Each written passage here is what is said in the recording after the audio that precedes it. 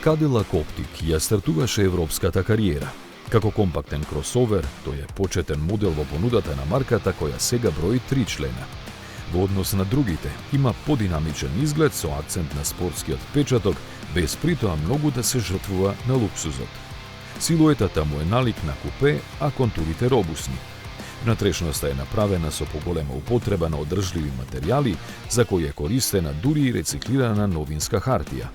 Атмосферата е модерна, а закривениот екран има дијагонала од 33 инчи. За погонот кој е на сите 4 тркала се задолжени 2 електромотора со вкупно 304 конски сили и 480 нјутен-метри вртежен момент. 100 на час ќе постигне за 6,3 секунди, а максималната брзина е ограничена на 184 км на час.